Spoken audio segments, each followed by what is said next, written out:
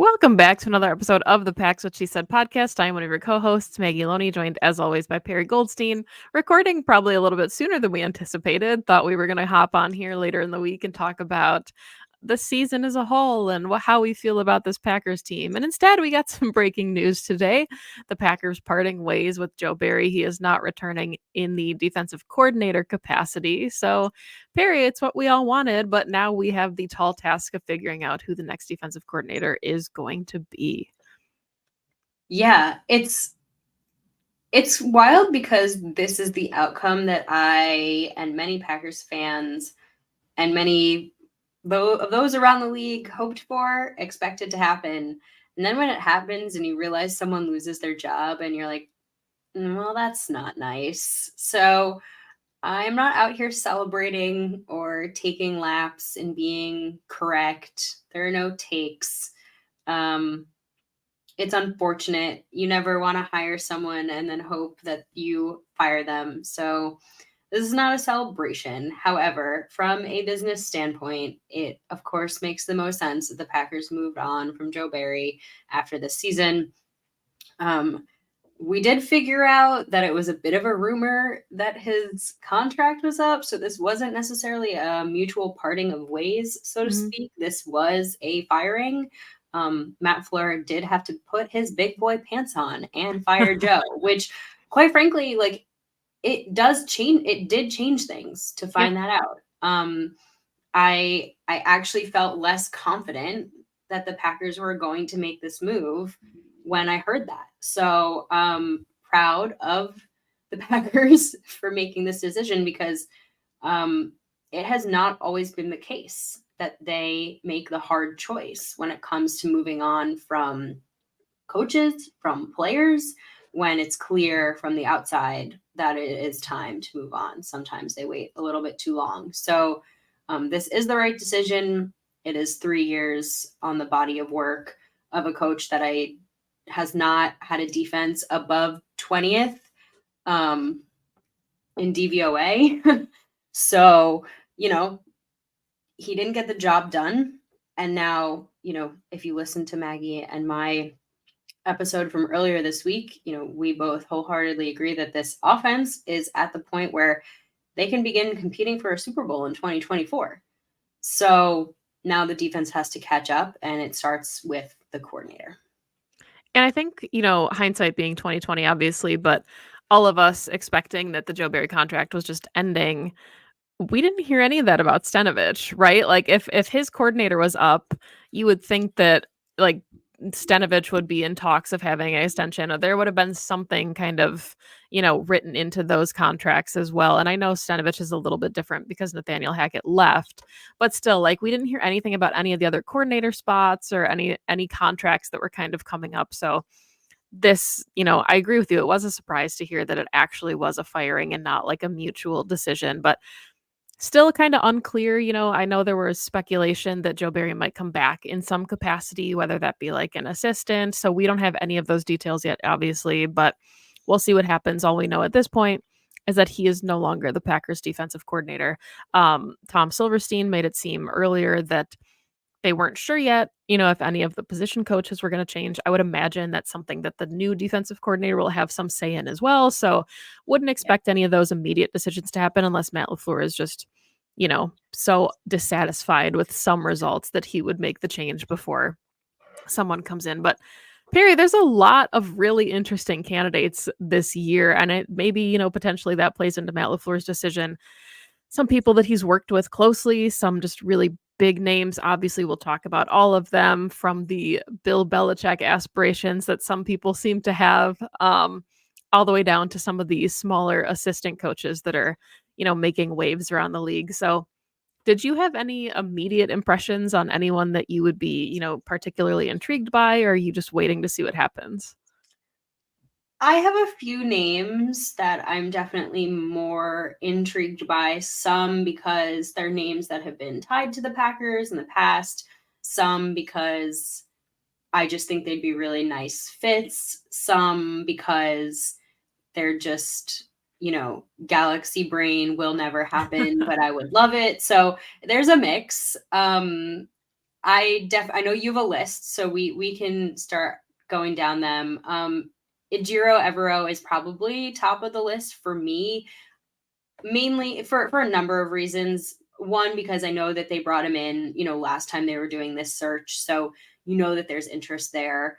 And two, because he coached a great defense in Carolina. Obviously, the opposite side of the ball didn't look great. So when you have a good defense and it's not followed up with a good offense, it's kind of wasted. The nickname, the Fighting Everose, is probably a good indication that how they feel about their DC. But does he want to make a lateral move, to another defensive coordinator position? Is a question mark for me. Do you want to go from a losing franchise to a winning franchise? Possibly. Matt LaFleur had a lot of really, really, really positive things to say when the Packers went down to Carolina.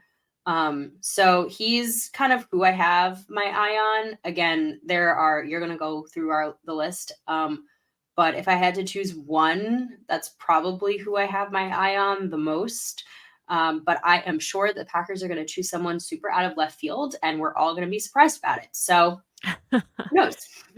Yeah, and I mean, I think the Evero thing is really interesting too because, right now he's obviously under contract, but he's interviewing for head coaching positions. He's right in the mix of moving to the Atlanta Falcons, which what a fun secondary to get to work with, knowing that, his kind of background is coaching safeties. That's what he did with the Rams when that time overlapped with LaFleur there. So we'll see. Yes, you mentioned it. He was one of the DC candidates in 2021 before LaFleur went with Barry. So that's, a lot of, I think, who makes up this list is I don't know if they would still even be interested in the job, but there's quite a few names here that have interviewed with the Packers previously.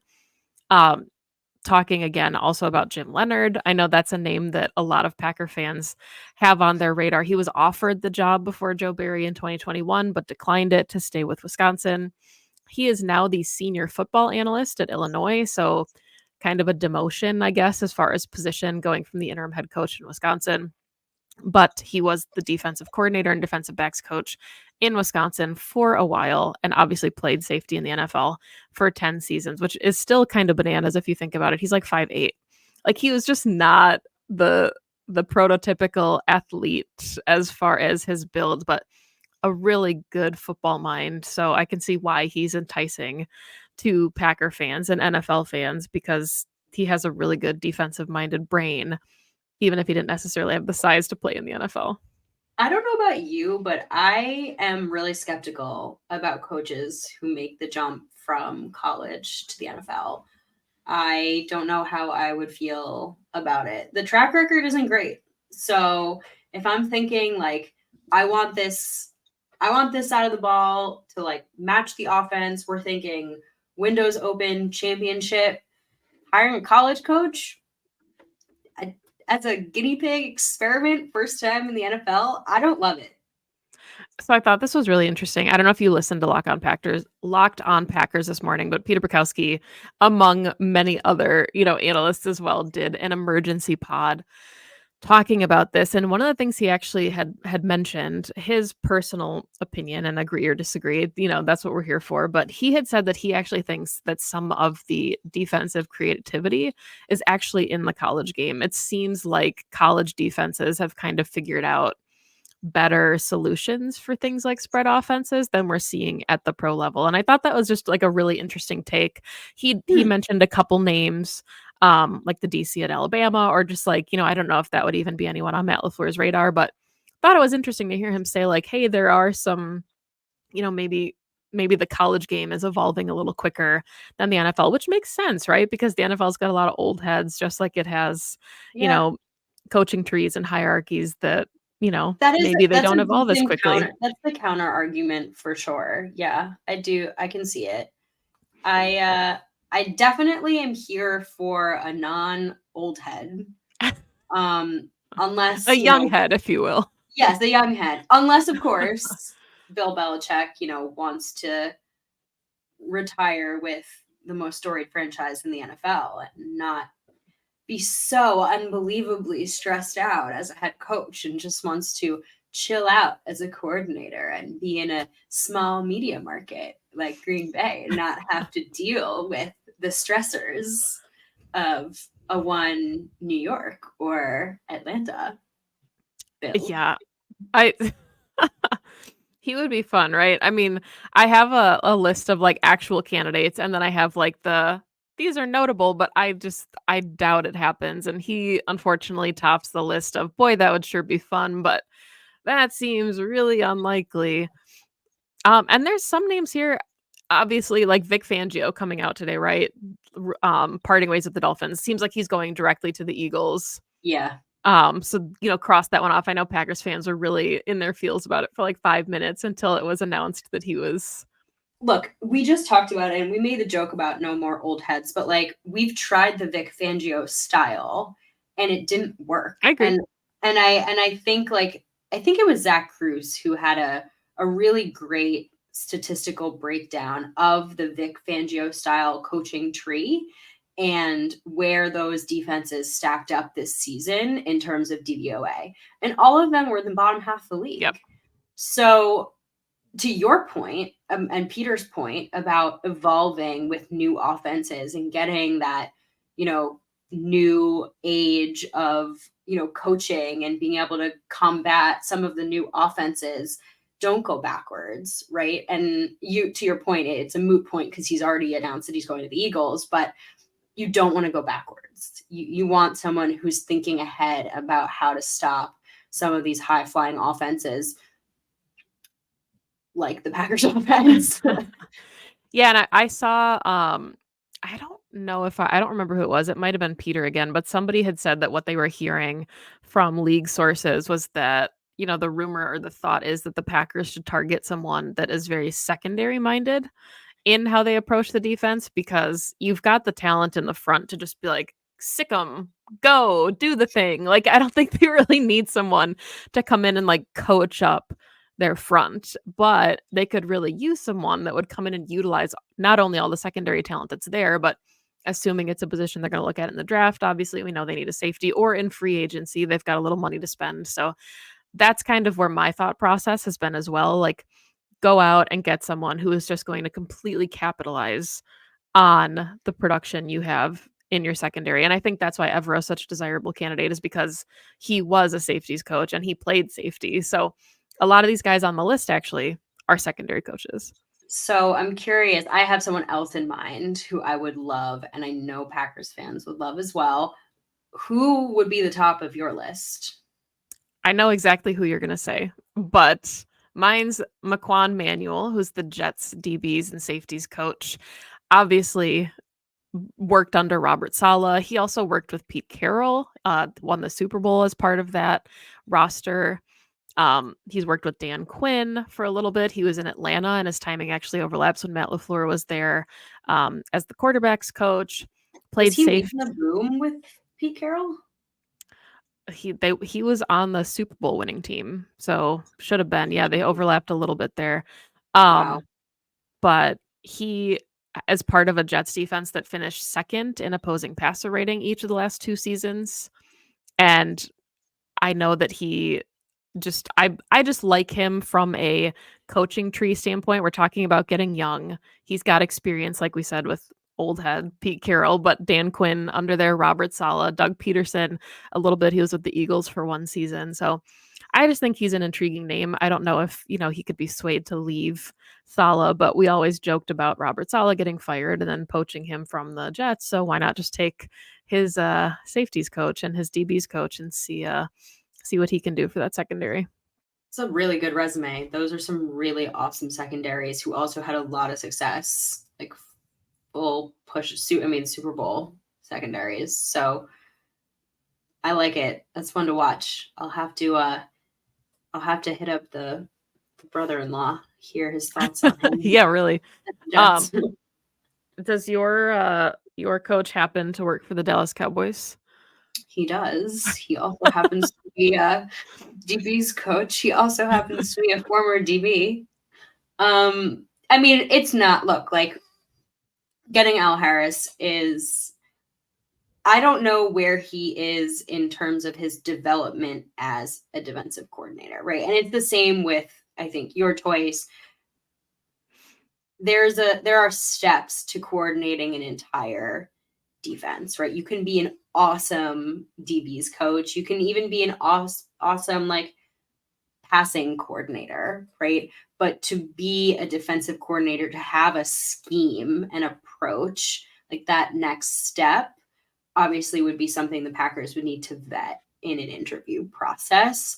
But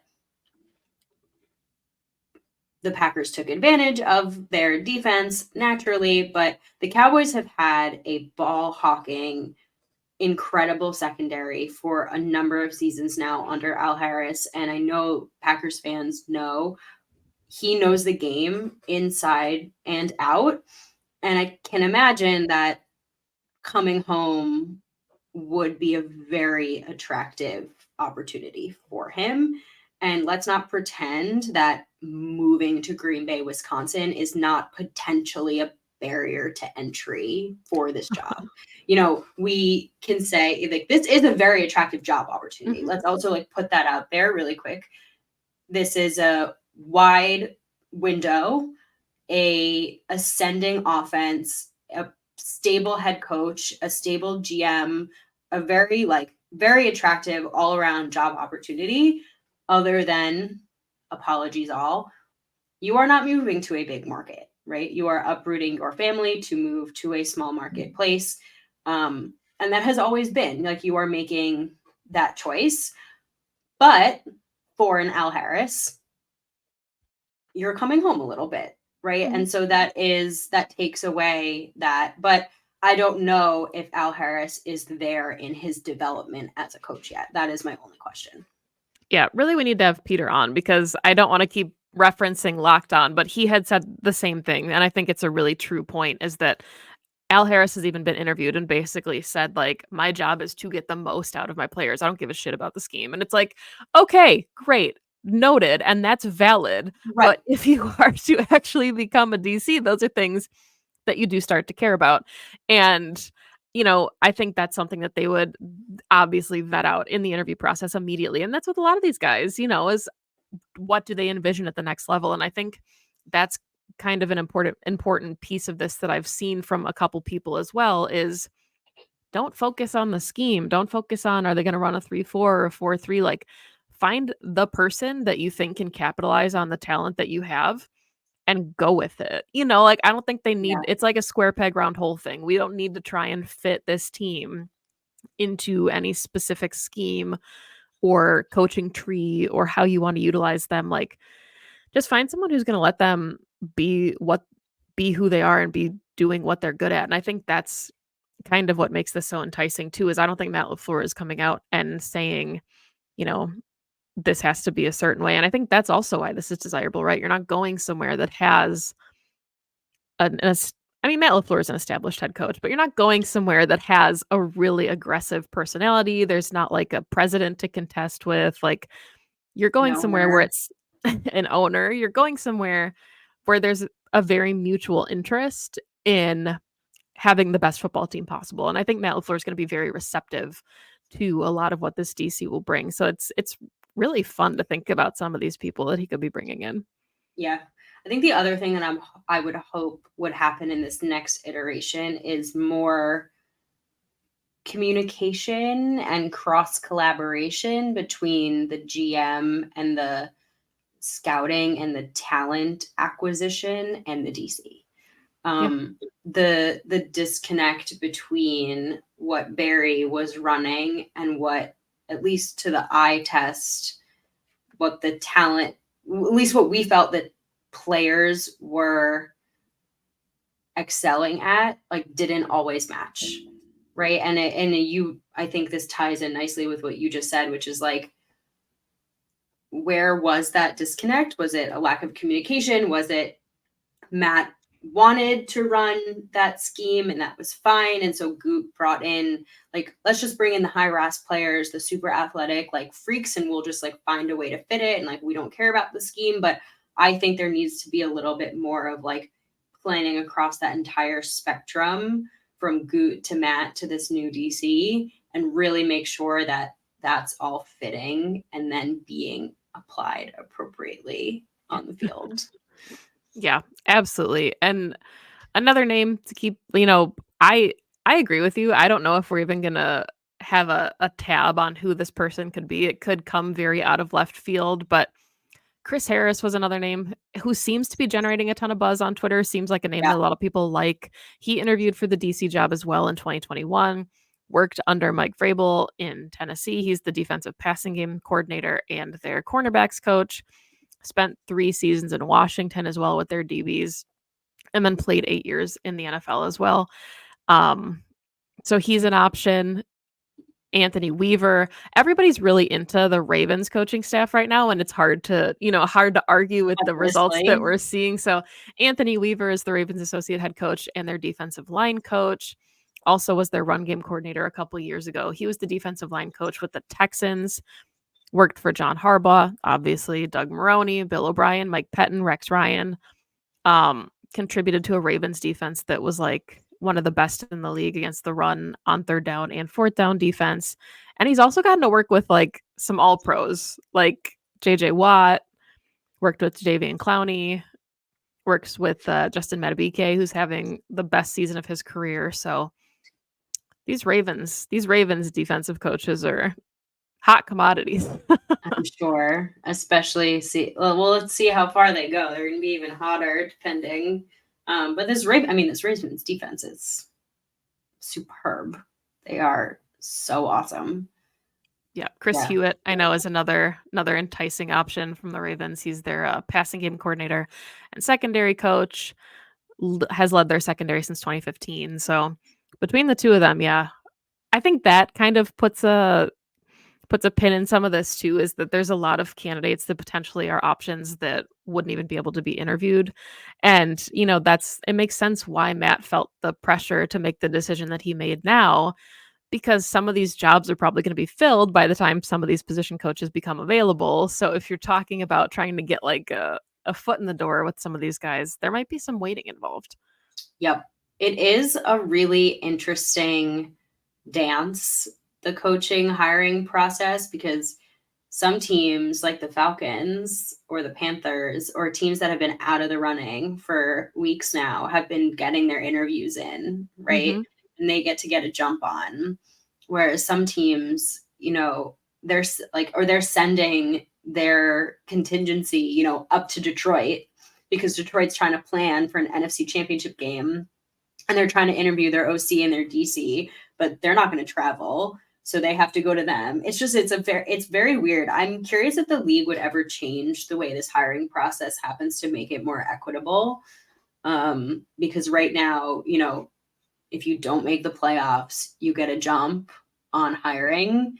Whereas if you go further, and we've seen this happen to the Packers, where they make it far, they make it to the divisional round, championship round, and then by the time they're out, potentially a candidate they would have wanted has already been hired by their team, by a different team rather. So they made this firing faster than I expected them to.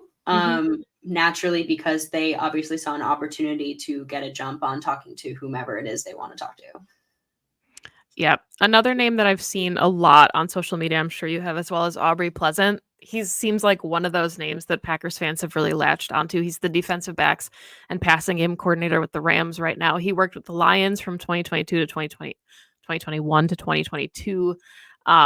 Was let go, joined the Packers actually last season, if people remember, as an offensive consultant. And he was just cornerbacks coach when Matt LaFleur was in LA that one year. So some timing overlaps there. And I think that's really interesting too, is Matt LaFleur, I can't remember who mentioned it, but Matt LaFleur has a tendency to kind of use coaches in a different role. So like you take someone like Aubrey Pleasant, who obviously is very defensive focused, and you make them an offensive consultant because it gives you a different perspective seeing the opposite side of the ball.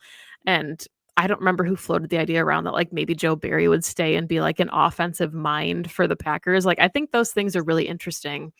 And yeah, the Packers there's a lot of really fun options. My personal option that I threw out there to Andy Herman that I haven't seen listed at all, and I, it probably means nothing, but Chris Kiffin, he interviewed for the job in 2021, and he's the inside linebackers coach right now in for the Texans, who pretty doing some good stuff down there over in Yep. Houston. He was the Browns defensive line coach a couple seasons ago, and he worked with Myles Garrett. Then he was a pass rush specialist for the 49ers before that, working with D'Amico Ryans, worked with Nick Bosa and DeForest Buckner.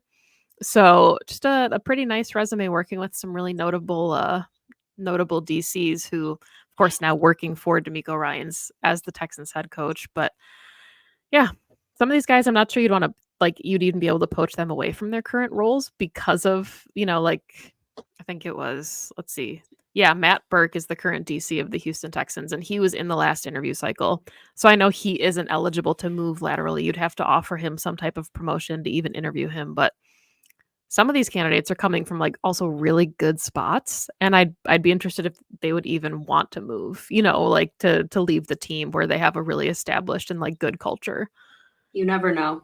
There's always different incentives, pros and cons, but we will keep an eye on all of these names. There are a lot of them.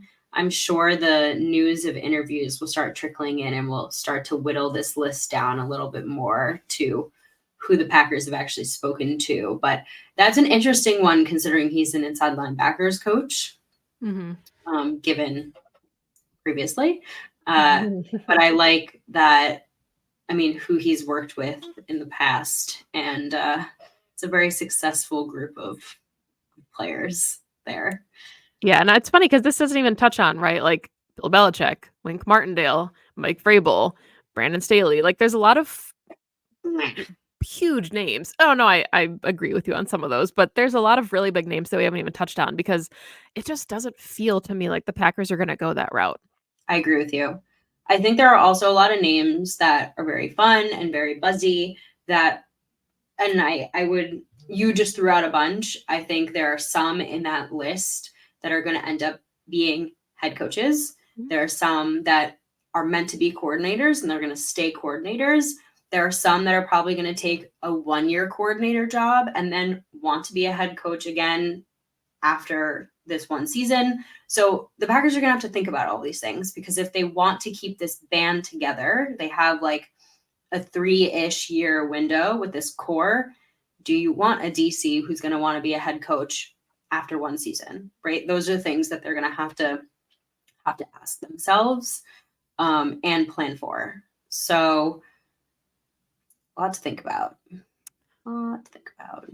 So as we wait for this, I guess obviously in other news, the Packers also parted ways with Chris Gizzi, who was their strength and conditioning coach, coordinator, whatever you want to call it. No other moves yet with that side of the house, I guess, but Gizzi no longer with the team. Matt LaFleur's, I guess, one move so far in that regard. And then the Packers signed a kicker, so there will be a kicker competition in training camp.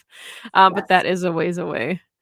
Yes. Yeah. They have all off season to figure that one out, but seems like they're getting a jump on figuring it out. So again, very unlike the past where they are making moves early and not too late.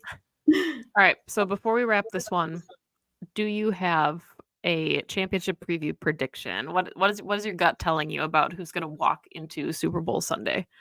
I mean, I have who I want to watch in the Super Bowl. I feel like that's probably very different than what might actually happen. So I would and Packers fans, you can come at me. I don't really care. I will never root for the 49ers. It will not happen. So I'm going Lions all the way.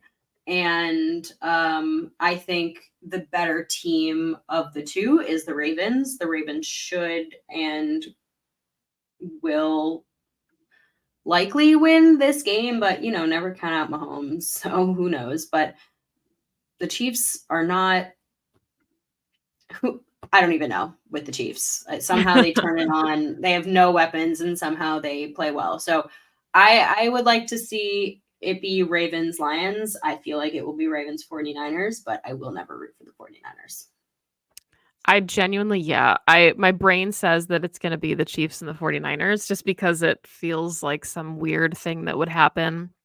Playoff Chiefs are just bananas. Like they're a completely different beast from regular season Chiefs and they know how to turn it on. So being in Baltimore, I think will be a little bit more of a challenge. But yeah, ideally it would be Ravens Lions because that's something new. And we've seen both 49er matchups already in the Super Bowl. Not exactly that I'm rooting for the Lions to win. I would still root for the Ravens at that point, but it would at least be Yeah. something new to see in a Super Bowl. But we'll see what happens. We will be back No. next week. Obviously, if any news drops in the meantime, we'll probably hop on and talk about it. But I wouldn't expect this process to move quickly because I don't know. We're hoping, I guess, that some of these interview candidates are still playing. So, Yeah. so, so we'll see what the Packers decide to do on that front. But thank you for joining us this week. Obviously, a little bit of a different show than we had anticipated. We'll be back next week to talk about overall impressions from the 2023 roster and a little bit of a look ahead. You can find the podcast on Twitter at PWSS Podcast. You can find Perry on Twitter at Perry_Goldstein. You can find me on Twitter at Maggie J. Loney. Thank you so much to everyone who has followed the show on YouTube. We appreciate it. Keep liking and subscribing if you have not already. And if you're listening to the audio format, we appreciate that as well. Those downloads and likes and subscriptions mean a ton. So thank you as always. Enjoy football Sunday. There aren't too many games left. So cherish these and we'll see you next week. Go Pack Go. Go Pack Go.